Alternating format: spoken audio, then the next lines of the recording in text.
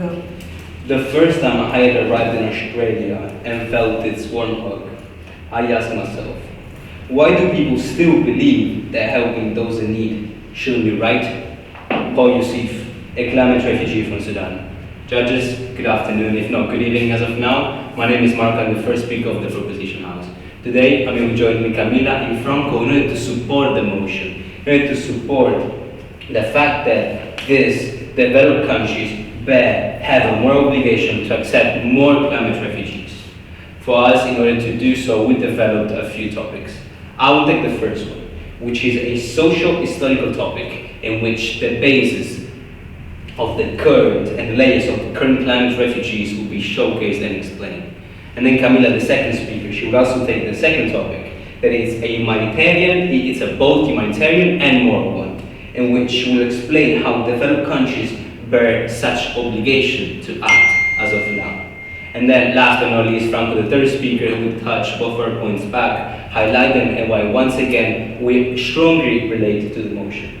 Judges, while analyzing the motion and solving it, we found a few terms that we believe should be defined. The first one is probably the entity that everything revolves around, developed country. These are high-income nations that happen to be mostly in the West, that possess strong infrastructure, global influence, and please note this, historically high level of industrialization and emissions. For instance, United States of America, United Kingdom, Germany, Japan, France, even Italy, Spain, New Zealand, Australia, and many more countries. Then the second one is moral obligation, judges. There is a duty that's never enforced by any law, but rather by an ethical principle. Example of this is when someone has caused any harm and has the power to make it right, the responsibility becomes undeniable. That becomes a moral obligation. And then last but not least, despite this not being quite an easy term to be found, since it's never internationally acknowledged, is climate refugee. They are people that are forcibly displaced due to climate-related disasters, rising sea levels, desertification, floods, and storms caused by climate change. The term climate refugee, once again, is a gap in legal language, never in truth. It is undeniable the fact that they are present in our society, and it is also undeniable that such developed countries bear a moral obligation to accept more of those people, more of these people, because judges, we're talking about people, we're talking about being justice. It is nothing less than a climate justice, a world in which those who acted the most, polluted the most, exploited the most, that are now those countries we call as developed, also have the burden should act the most and solve the damage that they have caused. We're not only just talking about historical responsibility. It's not the same as it was back then, as of now as well. They are, if not the most, between the major contributors to climate change. A quick example of this. Let's just look at the United States and the European Union combined together. If we added to this Japan, New Zealand, and all those developed countries, we would reach approximately 20% of global population. Just 20%. While this 20% emits more than 50% of global emission. Can we find this correlation right? 20% more than 50% of pollution. Per capita also, they are adding more and many times higher than those that are not recorded as developed. Example of this, United States. It reaches a 16.7 tons per year of emission, once again, per capita. Just compare it to some other countries. Afghanistan, for instance, 0.67 compared to 16.7. And some more countries like Congo does not reach 0.2 tons per year. It's crazy. And they are also continuing to extract raw materials, just like oil, palm oil, timber from the lands, fueling this economic devastation and also climate change. This is why, once again, they bear such a moral obligation to accept more climate refugees. They are the ones that have extracted the most, that have enriched themselves the most. It's called the principle of capacity, and it correlates directly to the country's ability to help others. They do it not just because they can do it, but also because they have to. They bear this great obligation.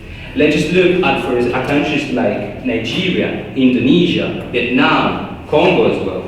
Countries that are extremely rich in natural resources, but poor in climate resilience. They are not failed countries, failed society. They have been failed. Judges, they are burning in a fire in which they did not light. They are being suffocated by some air that they did not pollute. It's the responsibility of those countries, recalled as developed, to accept more climate refugees for what they've done. It's the bare minimum. We're talking about millions of lives, families losing their homes, farmers that cannot cultivate the soil anymore because the materials are not there present. We're talking about those children that are forced to flee their houses in order to better conditions, both at school or whether it's at work. We're talking about people. That's what we're dealing with. It is undeniable. And yet, those countries that are responsible for the crisis are, as of now, once again, the one with the strongest economies. That's why this great moral obligation that they have. But what is it? Is it exactly morality? Yes. If this is not morality, this is not a moral obligation, then judges, what is a moral obligation? And just in case someone was to refute by stating that morality is dead or even relative, we're living in a global society. Morality could and will never be dead. It transcends laws as given from definition. It is everything that revolves around whatever we do on a daily basis. Morality is always with us. It's that imperative, categorical, that has been preached by many philosophers. Rousseau, first of all, Kant. And if someone was to say that this as old philosopher, and they don't fit in our society anymore, think about Habermas, the German philosopher. Once again, this great morality is part of our society. And if a nation that can do it, can save those people, can help them, bear such obligation, doesn't act, judges, it's negligence. We're not talking about acting out of pity for charity. We're talking taking accountability of the act. They are the ones that exploit it the most, and those ones bear such a powerful burden. So why, once again, this is why, judges, thanks to all this reason, historical accountability, main reason of why such developed countries bear such a great burden, such a great moral obligation to once again accept more climate refugees. In conclusion, we're discussing and dealing with human lives. They bear such act as composed of humans. Thank you. Thank you for your speech. It lasted 7 minutes 52 seconds.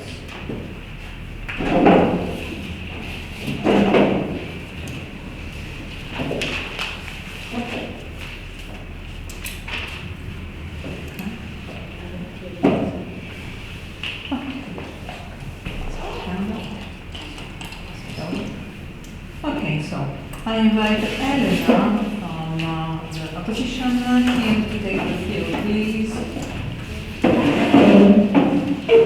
My speech will start in 3, 2, 1, go. Hello everybody, good afternoon. I'm Elena and I'm the first speaker of the opposition team. And today, first of all, we're gonna make an introduction, and after that we're gonna give some definitions. And I will start by the introduction. First of all, we live in a world that is shaken by crisis. There is war, there are persecutions, there are many problems, the political unrest, even the climate crisis. In such a world, we must face many difficulties, and we also have many urgent questions, such as are we able to help everyone? And are climate refugees the real problem? And if everyone needs help, who do we help first? So, in order to answer those questions, I want to redefine the terms that you've already said. So first of all, let's talk about developed countries. For us, developed countries are wealthier nations, such as Switzerland, Norway, and so on. But you said that they all caused pollution, but it's not like that. In fact, yes, USA are highly polluted, but when we talk about Switzerland or also like other countries such as Germany, Ireland, it's not that.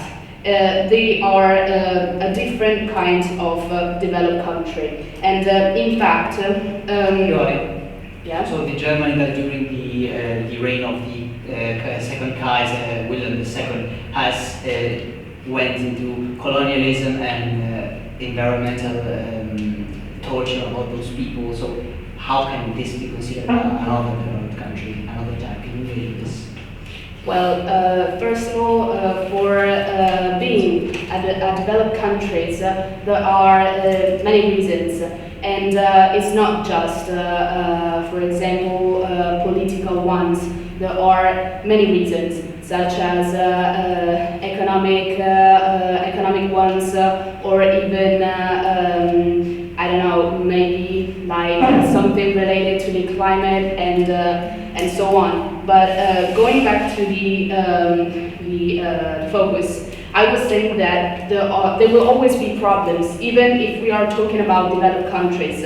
And it's not possible for all the developed countries to have the same moral obligation. When we talk about moral obligation, we are talking something that is based on not on laws, but just on ethics or values.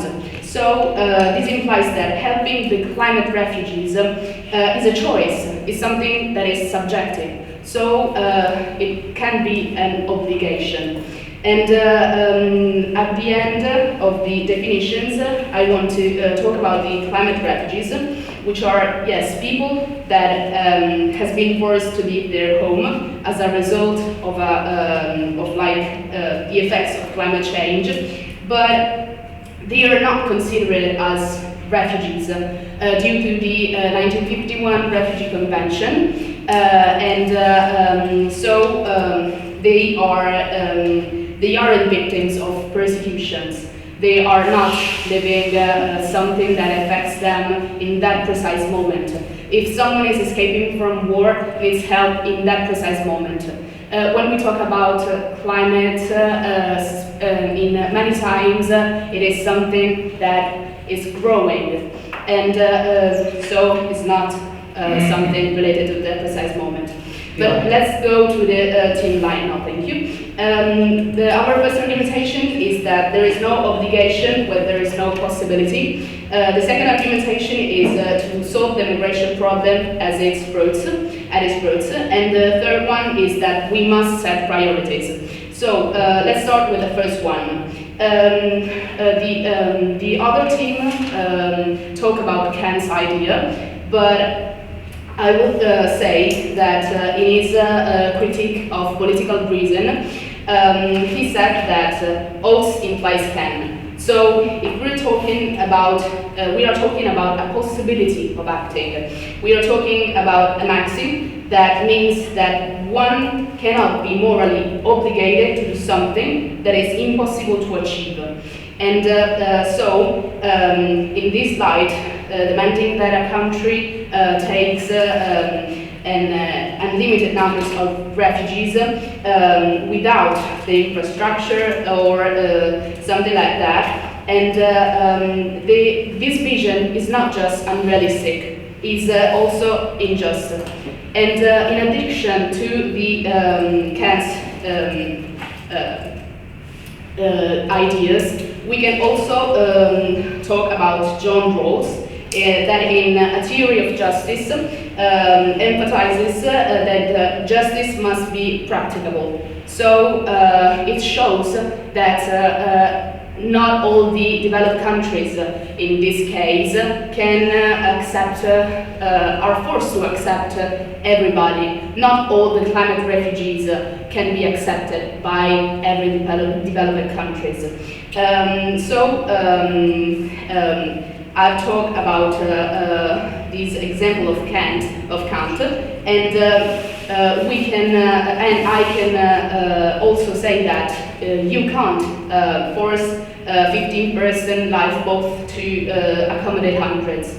And this is a very important quotation. And in addition to that, I can also talk about those examples that, in order to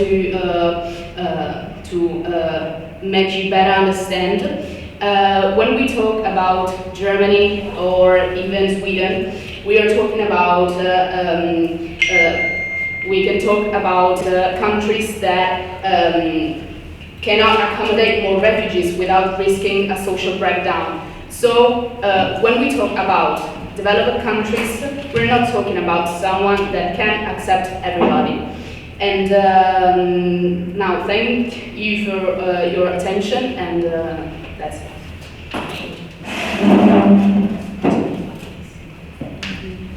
Thank you. So the time was 7 minutes 23 seconds.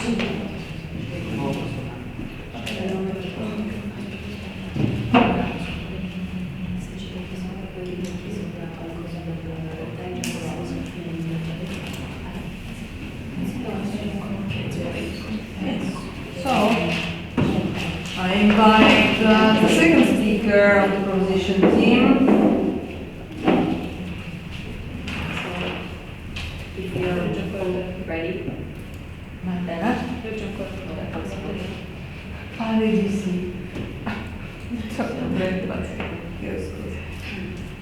Go. okay. Ready. So my speech will start in 3, 2, 1.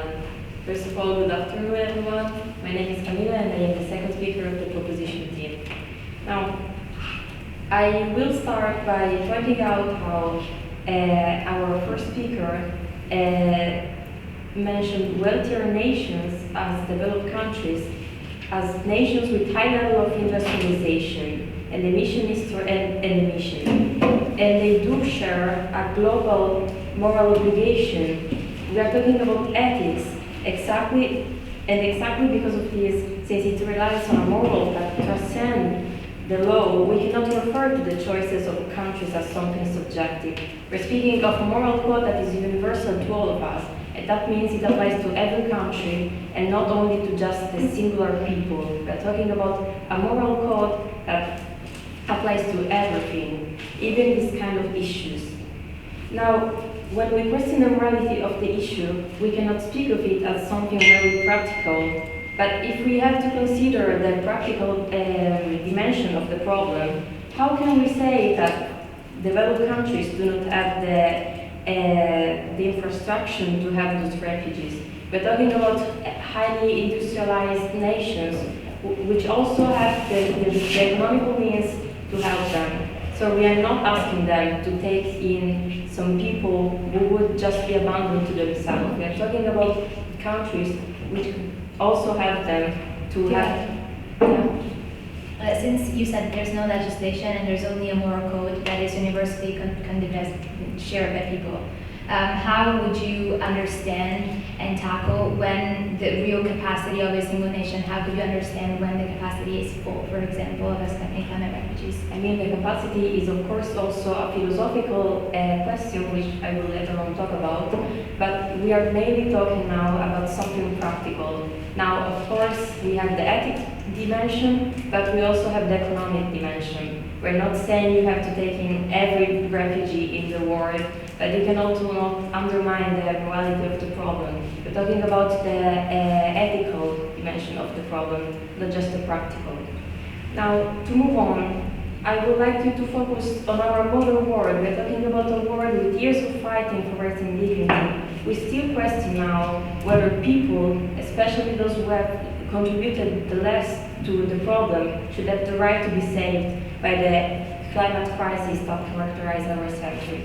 We still even question whether the developed nation, those as already analyzed who have been the main sources of the problem, should be the one to help those in need. We are talking again about countries with the resources to protect themselves and which would also be able to help them. This isn't only a burden or historical or economic. We're speaking about also the moral imperative, which is deeply rooted in the ethical concept known as the duty to rescue. This concept can also be analyzed in the key of the Good Samaritan principle.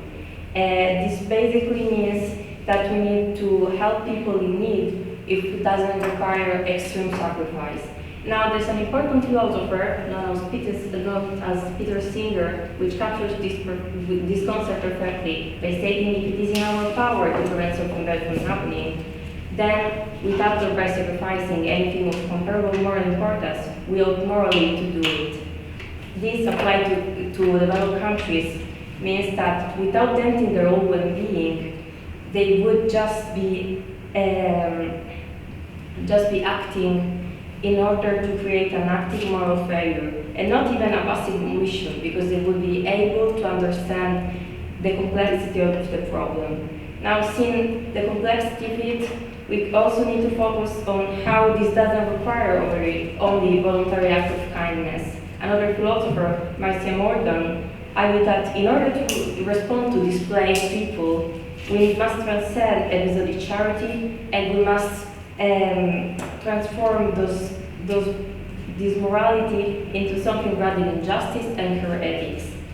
We need a systematic moral obligation. Aid must be a systematic moral obligation institutionalized to support those people. Climate refugees are people with their own dignity. And this was also analyzed by a study published by the Columbia Library Journal, which was also reinforced by the already mentioned principle of capacity, which basically states that moral responsibility correlates with responsibility to help. Now, of course, as we already said, developed nations have the capacity to help those people, since they, as developed nations, have all the economic means to sustain them and sustain also themselves. In order to act collectively to save the framework of climate justice, we need a burden-sharing and reparative action framework. A journalist also highlighted, this one is known as Richard George, notes that climate-induced displacement has significant moral consequences, since it perpetuates inequality and denies millions of their basic human rights. If we continue to passively hear this problem without actually thinking about the moral dimension of it, we risk to just follow the active moral decision to turn a blind eye to the suffering of others. Now, we have also a deeper problem, which is extremely rooted to the humanitarian part of the issue. And that is that the refugees must be taken seriously, especially by those who have the means to help them. We are talking about people with their own dignities, people who lose often everything, people who are forced to leave their shelter, their communities, who often suffer because of the absence of security and are forced to face uncertain futures. How do we not care about the severe impact on human suffering and dignity and rights that this crisis has? We're not talking about just something environmental, we're talking also about the human dimension of the problem. Now, human beings are not mere numbers or statistics. They are fundamental humanity, and we need urgent and coordinated response in order to prioritize the protection of their life and their dignities. There's another important philosophical concept which is known as the right to life with dignity, which has often been analyzed as just the right to not be dead. But it is now legally recognized as something that transcends this and goes also about the access to food, water, shelter, and any other basic needs. How do we want to let some people live alone in a precarious situation where dignity is highly compromised? This was already analyzed by several legal cases, such as the Etiota case, where a man seeks asylum in New Zealand, which helped the international jury to understand what was happening in the world in order to understand the problems of those refugees. We need to share our humanitarian principles and not just think of them as abstract statistics. Those are people who need to regain their dignity and rebuild their lives. Therefore, we believe that developed countries bear a profound moral obligation to act. And they have to follow the fundamental ethical imperative and uphold the shared humanity that binds us all. Now, I thank you for your attention. This was the conclusion of the speech. Thank you for your speech. Okay, 8 minutes, 10 seconds. Okay, we'll I was trying to. okay. You feel like, probably, please do. I would postpone the acclamation. Okay. Oh no, I'm not repressing anybody, yeah? Okay, then. So I invite Francesca Silvestri. Yes. To tell me. Okay, I'm Francesca Silvestri. I'm the second speaker of the opposition team, and my speech will start in 3, 2, 1. Okay, started. Good. I'd first like to start by rebuttaling some of the things that were said by the proposition team. The first thing I wanted to say is that the first and also the second speaker of the proposition team have really given us a very strong and valuable philosophical views, but we also want to underline that all the philosophical views that they've given us are philosophical views that we agree with. For example, humanitarian principles. Of course, we agree with humanitarian principles. We do believe that developed countries have a moral obligation of helping climate refugees. What we don't believe is that developed countries have a moral obligation of accepting more climate refugees than before on than other countries. But also just more responsibility to help, dignity for refugees, prevent something bad from happening, or the quote, even the quote at the beginning, helping people, when is helping people going to become being right, something like this. We agree with all of these statements, all of these philosophical views that they've given us. But looking at the problem in its practicality, I think the main difference here is that we give a solution that there's a how and there's a practicality and facts, whereas just philosophical talk about dignity and humanization and just being humanitarian with other people is of course something that we all agree with. And it's the same reason why we're talking about this topic in the first place. We need to help people that are in danger. On one hand though, being more specific with the counter rebuttals, I think that we think as the opposition team that the proposition team is taking for granted many things. For example, it is taking for granted the capacity of these developed countries. The first speaker of the proposition team mentioned a strong economy. I wanted to underline that that is not always true, specifically in times like these, where economy really can come and go. So the fact that a developed country has, of course, more wealth than underdeveloped countries. The strong economy, though, it's taking for granted something that in the end, it's not as that shouldn't really be taken for granted. Also, that money that they might have, even if they really had an economical strength, they still have other problems to solve. Because as the first speaker of my team was trying to tell you, the first moral obligation of a state, whether it's developed or underdeveloped, is of its own citizens that give it sovereignty. Therefore, you need to make sure that the infrastructures, the society, the economy, every single step that characterizes the state is safe, and only after this is safe, you can think of helping others. This is a basic humanitarian principle. So yes, we do have a moral obligation towards climate refugees, but the first moral obligation of a state, which founds the state itself, is a moral obligation to the citizen. Also, just to underline this fact, even if it was true there were strong economies, still, if you take for granted that there's a lot of capacity, because as I've tried to give into the POIs, where you trace the line, right? When do you know that you've accepted too many refugees? If you only follow a moral code, that of course is going to be, I'm going to help as many people as possible, because that's what we want to do. You are going to stress the developed countries themselves. And that is a danger not only to the citizens of the developed country, but to the climate refugees as well, because they enter into a territory. They enter in a ship, as my teammate was saying, that has only a 50 people capacity. But if you put 200 people in it, everything is going to drown, of course. We've never said that we were going to put hundreds of people on a 50 ship. It's dramatic. All right. My job here is also to give the worst case scenarios in order to analyze which problematic and which solutions could be more beneficial. you know. Of course, it's an exaggeration, but still, you know, the concept behind it is you can't take for granted there's a lot of capacity, because sometimes it isn't that way. One last thing about the historical responsibility, right? I know you've given the definition that developed countries are the ones that are highly polluting. We've tried to correct the definition, because for us, developed countries are countries that are more developed in all the different reasons that we've given you, but it is not always the equation. Developed country, highly polluting is not always true. Because, for example, Finland and Norway, since the 18th century, have tried to go by with hydroelectric power. So that's really just a misinformation or generalizing something that really isn't this way, just to put into perspective all the different argumentations. I'll now move forward to my argumentations. The second argumentation of our team line is we must solve the symptoms by tackling the cause. I'm going to explain to you right now what do we mean by that. So we have decided at this point, I hope we've proven to you, that developed nations do not have the moral obligation of accepting more climate refugees. However, they do have the moral obligation of helping those climate refugees. But how can they do that without letting that ship sink? They can do that by thinking about what caused the problem in the first place, right? What causes migration? What causes those people to be endangered? Extreme weather, rising sea levels, floods, and desertification. The real, smart, and most ethical way to solve this problem is by tackling the cause that then causes all the different symptoms of mass migration.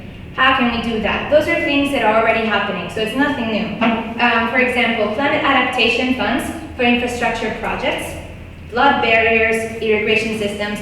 This is already happening. An example that I can give you about this is, for example, the UK. The UK has given 450 million euros to Angola in order for it to be going through droughts without actually being endangered. And it is working. It's proven to be working, says the World Bank. Second thing, collaboration with already local initiatives. For example, the Great Green Wall in Africa or the Line. So this situation that we could solve this way, tackling the problem, tackling the symptoms by actually actively acting on the causes that cause those symptoms, have many advantages. For example, partial recovery of the single nation. Those climate refugees will not have to migrate anymore because they will have the infrastructure that made them more sustainable and more sustainable of the problems that could happen. Preserve peculiarities of flora and fauna in the single territory. Respect autonomy and cultural diversity, which might get lost when those climate refugees have to emigrate. And also on a psychological level, imagine that you were to, if you were to leave your family, leave your friends, leave all the reality that you've ever known, but still you would have the possibility of staying in your home. Which one would you prefer? On a psychological level, it's way less weighting to the climate refugees, this solution I would try to give you. Yeah. So, yeah, no, I'm sorry. So to sum things up, prioritizing in-place solution is a win-win situation because we both follow the moral obligation to the citizens of the developed country and also the moral obligation of helping those in need. The last argumentation, that's really just to complete what has been said, it's kind of a conclusion argumentation, we can say. The need of prioritization is essential when resources are limited.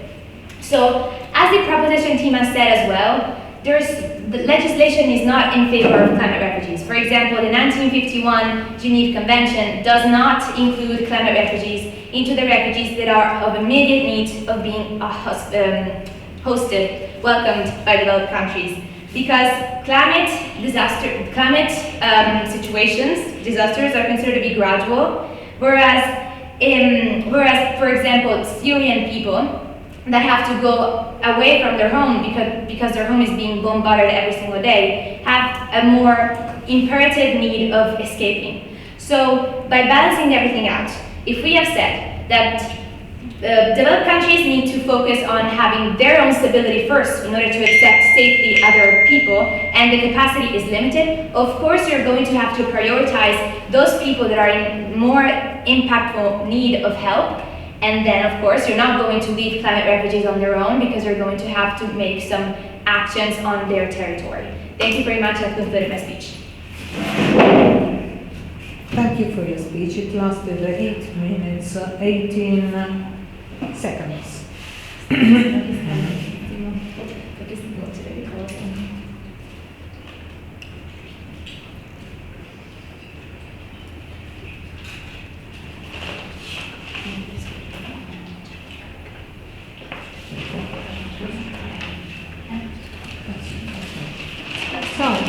invite the third speaker of the proposition team, Franco. Please. I would like to begin my speech in 3, 2, 1. So, good afternoon everyone, dear judges and dear debaters. My name is Franco and I'm the third speaker of the proposition team regarding the motion. This House believes that developed countries have a moral obligation to accept more climate refugees.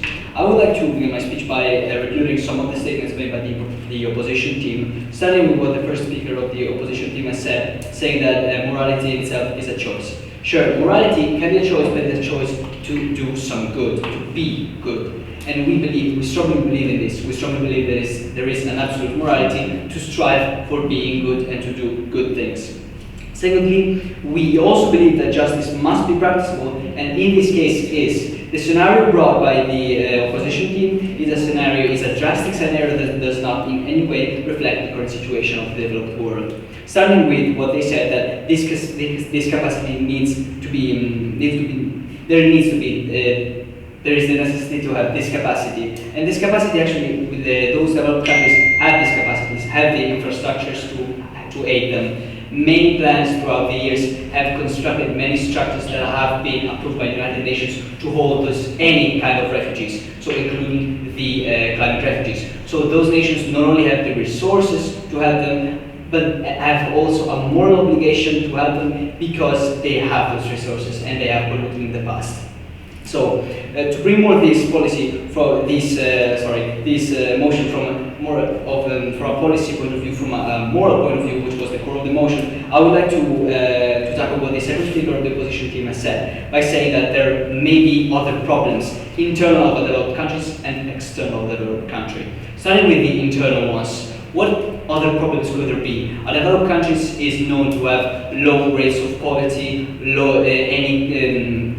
there hasn't been any form of violence comparable in any way to war. So what are those problems that are in any way superior to the life of human beings that have been destroyed by the climate changes? The climate changes that the same developed countries have helped to produce, have created almost, not create, but empowered by, reinforced them.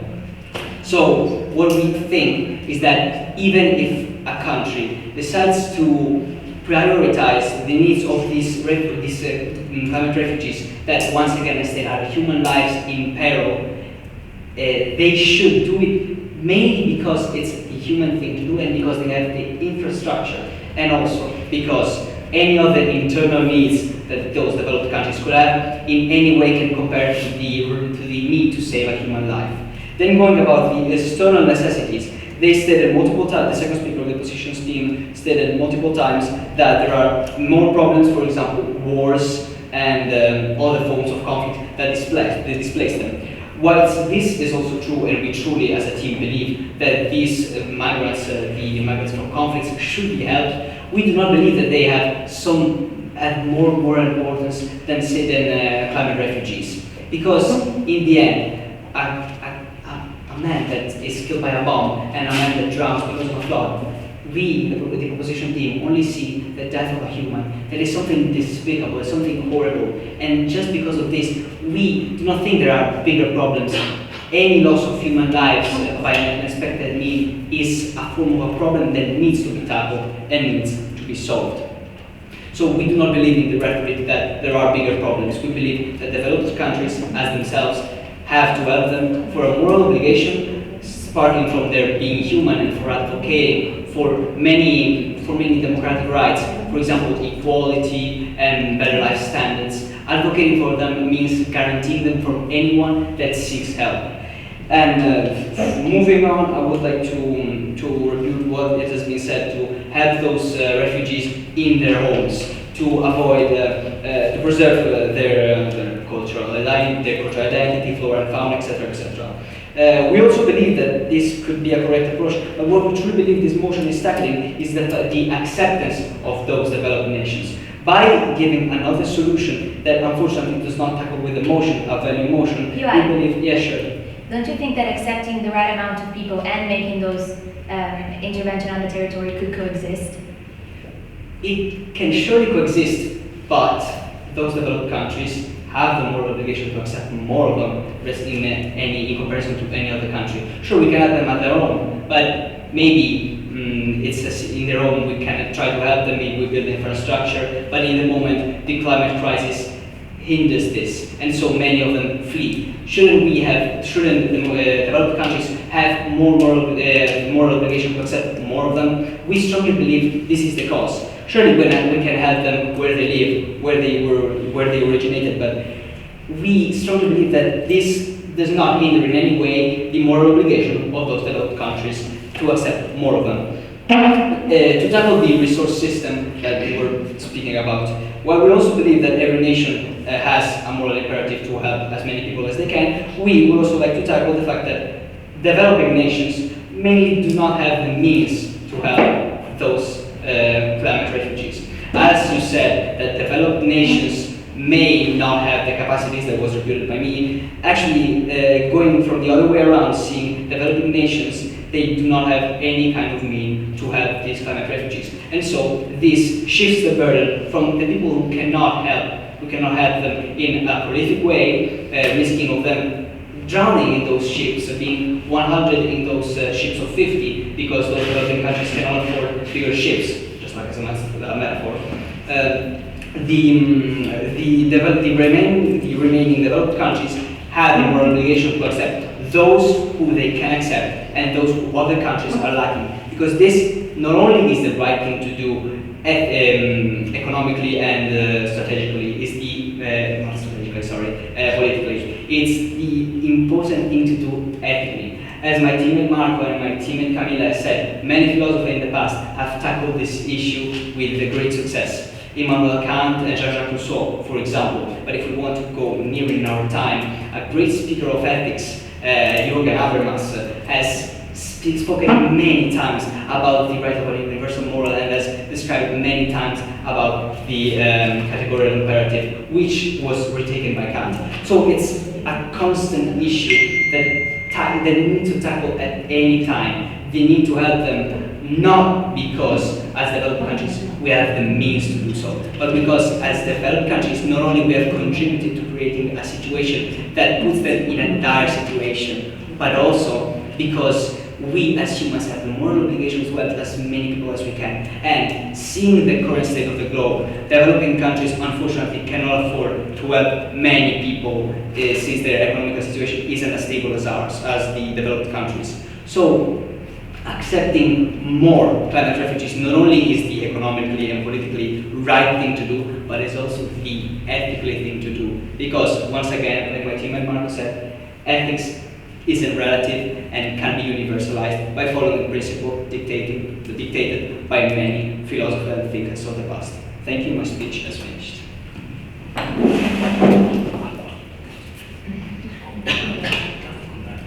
Thank you. 7 minutes, 55 seconds.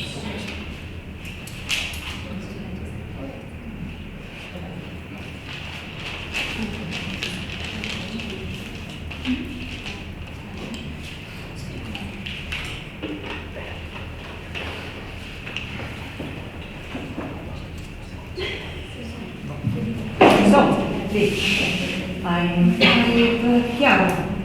Yes. Coffee. Yes. Yeah.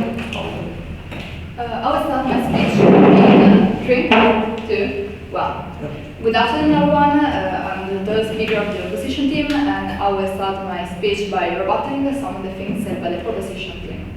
The first thing I want to say is a sort of call to reality. They say that our scenario is too drastic and thus unrealistic to talk about. We think that a drastic scenario is way better than a moralistic and philosophical one that they are proposing. We believe that going by these drastic measures we are talking about, which are true because we've been seeing them happening right now, is way better than just talking about philosophy, about morality, about ethics, and not actually caring about what we are seeing right below our eyes. We believe that to tackle these problems, we must stay anchored to reality and be sure of what our stance is. It's not used talking about philosophers in the past if we can see what's going on in the present.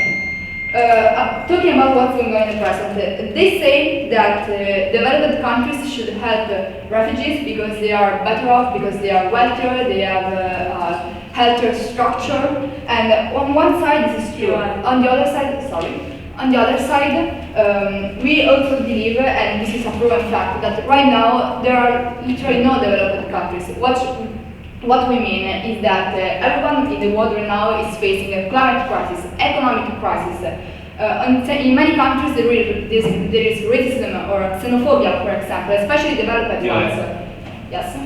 You just stated that there's no developed countries in the world, then how can we define them? What we were trying to say is that you have an idealistic view of what a developed country is. So this paradise in which everyone is happy, in which everyone is rich. We are saying that right now developed countries can't accept more refugees. Right now they are reached their limit. For example, what we were saying about Germany before, which maybe it wasn't understood. Germany years ago took 1 million refugees from the bordering countries. And right now they are facing a dire economic crisis and they are thinking of sending these refugees back because they can't sustain them anymore. This is just one of the many examples in which society isn't ready to accept these refugees. Another example is Trump, to talk about the actuality and reality. USA has always been one of those countries that accepted pretty much everyone in their borders. And right now they're sending everyone back because they realized that they can't keep accepting people anymore. This has been proven. No, sorry. This has been proving detrimental for the people that has already been accepted and for those that wanted to get into the borders. Another thing I want to say is that we believe that if you don't have an emergency that doesn't directly impact your life, so for example, wars, famine, or any other reason as to which your life might be directly in danger right now, so for example, a bomb falling on your head. We believe that everything that's involving the climate crisis is a more gradual process for which people can prepare and they are aware of. It's not like the certification or a drought or any other drastic climate crisis is happening in one night. It's a gradual process that can be stopped if we work in these territories. As the second speaker of my team said, for example, there's the Great Green Line, the Great Green Wall in Africa, in which all of the African countries that are bordering with the Sahara Desert are right now building literally a wall made of trees to stop the desertification, and it's been shown that this is working. Of course, they are doing it with the help of the developed countries, which are financing this initiative. But it's one of the biggest proof we have that working directly on the territory will help these people. Also, since you keep talking about ethics and about morality, don't you think that it's better if we help these people staying with their families, with their friends, within their culture, instead of forcing them to flee to another country where they would not be accepted, because they are different in a way. They are still refugees, and we know that the world isn't really accepted to them. So maybe really the right thing would be making sure that they can keep their homes without being in danger of dying or suddenly having to lose everything because of the choices that other people are making for them. As you said, my time fell. As you said, we have the moral duty to help them, but the best and more ethical way of doing this is by letting everyone keep their own homes.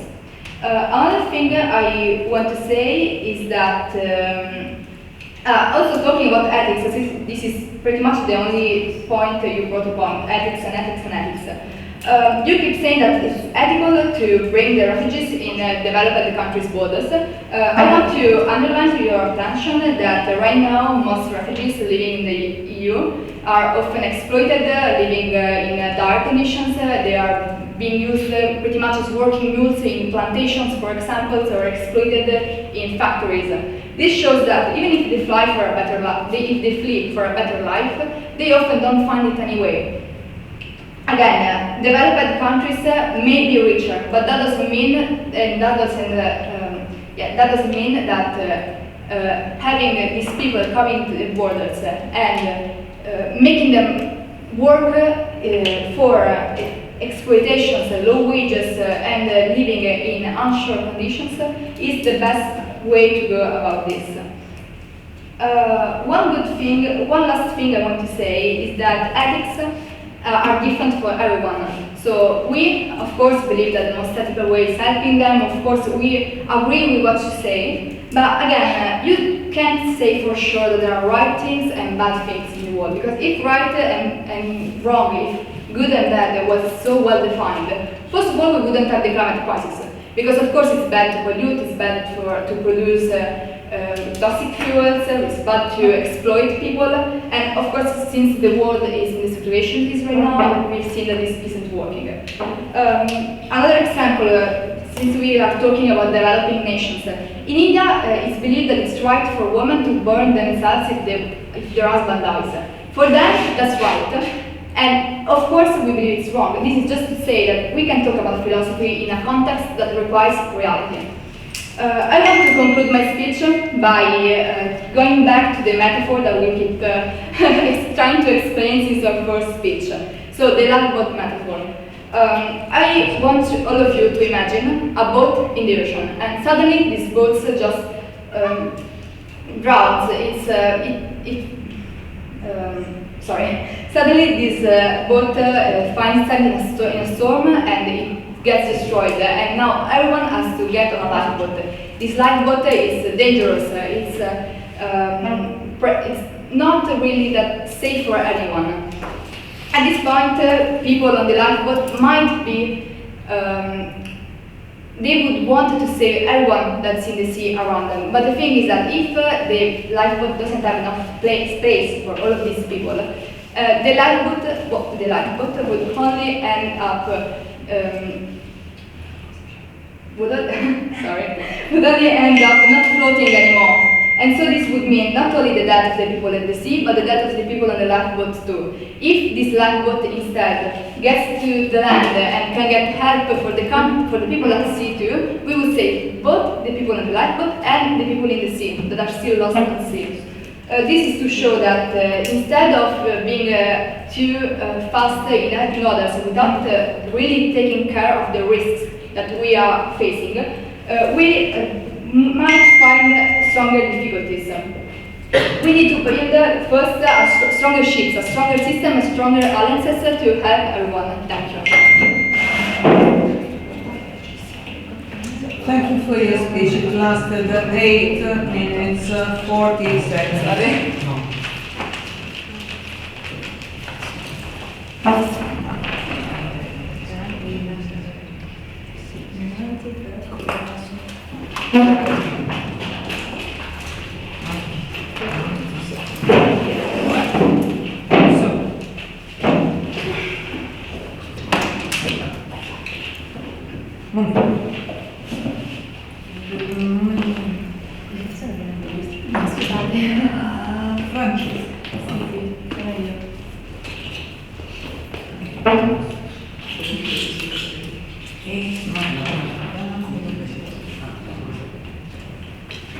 Okay, so we are over with constructive speeches. Now it's the turn of the reply speeches. I invite Francesca Silvestri for the opposition to give the speech.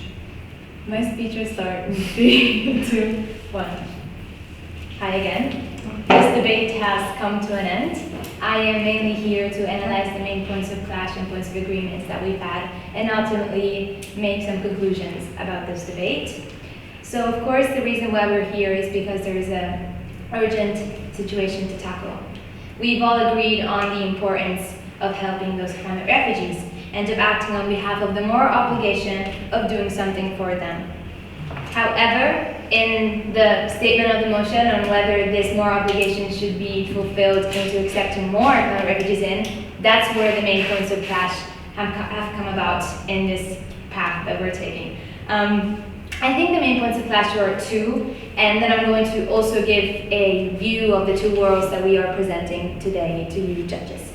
The first point of clash, I think, was the one of historical responsibility. So on one hand, the proposition team has told you that every developed country, by definition, should bear the historical responsibility of their actions.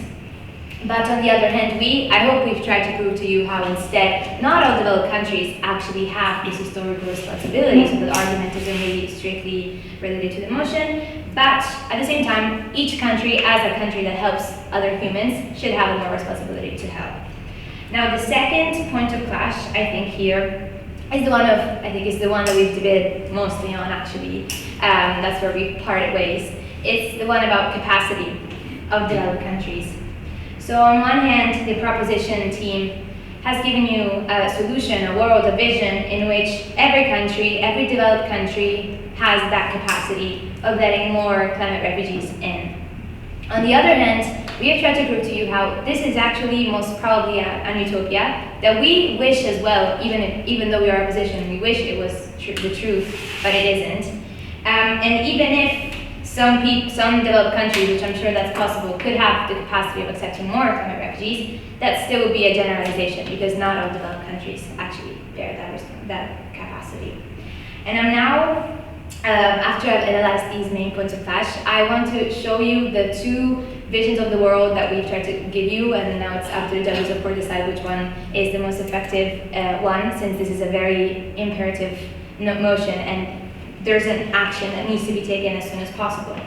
So on one hand, we have the world of the proposition team, a world where too many people, in the end, are let in the territory, and unfortunately, following that utopia that isn't the truth, they crumble.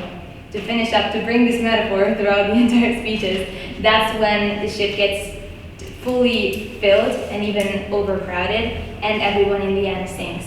That is, of course, a worst-case scenario, but that is obviously not what we hope for in the future, and that is obviously not what we stand for, and that is obviously why we are opposing to this motion. On the other hand, we have the world that we've tried to give you today, where not more people are let in, but according to morality, which we've all agreed on, they are helped in their territory when possible. In this way, we also create, analyzing all the advantages of that, more sustainable countries, and no mass migration happening in the first place, so those people not being in danger in the first place. I'd like to thank you, everybody, for listening to me and my fellow debaters, and with that, I concluded my speech. Thank you very much. Thank you. 3 minutes, 36 seconds.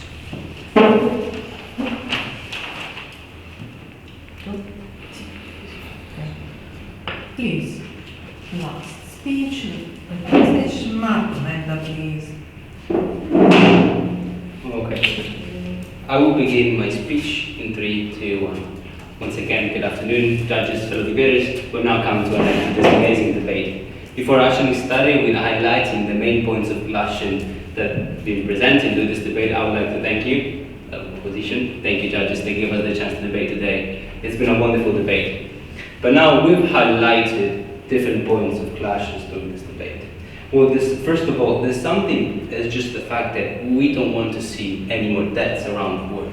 It doesn't matter how they die. It doesn't matter if it's from environmental change or bombs, how many times we've proven in this debate. We don't want to see anyone die anymore, and we can all agree with that. But main points of clashes have been, first of all, on developed countries, and secondly, on morality and relativity. Talking about developed countries, the opposition has many times stated the fact that these developed countries, they don't have anything anymore. They don't have infrastructure to accept more climate refugees, and presented the metaphor of the boat many, many times. But judges, we've proved to you how these developed countries, they're not a boat that has sunk. There is a boat that keeps on working, that keeps on accepting climate refugees thanks to this moral obligation that they bear. And the second one is probably the biggest of them all, morality and relativity. The opposition team has many times stated, also with proven examples, the fact that morality at the end is relative. It changes on the country, on the historical past of the country, and on the political situation. But judges, It's not like that. We're a society. Morality is unique. It is enrooted in our lives. It is at the basis, at the very own basis of our very outermost foundation. We rely on morality. And with a drastic tone, almost the opposition has stated that morality, once again, is relative. But morality, ethics, they give hope to people. It's never idyllic. They give hope. Our society, without morality, without ethics, would be completely doomed, judges. So instead of presenting two distinct words, I would now like to present two distinct votes, since it is absolutely on the motion. I would like to present the vote of the opposition team and the vote of the proposition team. The vote of the opposition team is once again a vote that, as they have said, has sunk, is not floating anymore. They cannot help anymore, not even any single country. But judges, that's not the vote that we are trying to present to you. That's not the way things are in reality. The way things are is that the boat is not sunk. It's not at the bottom of the ocean, or it is at the top. It's going full speed into helping those climate refugees because of the fact that they bear such a great moral obligation. So judges, the vote that we are presenting to you is overall better, faster, it's better working. It has a larger capacity. Because morality, I would like to point out this once again, our boat is fueled by a gas that's called morality. Morality will never run out. Morality, once again, is laid in the basis of our society. We are based on morality. That's why such developed countries, once again, they bear this moral obligation to accept more climate refugees. In conclusion, I would like once again to thank you, both the judges and the opposition. It's been a wonderful debate. Thank you.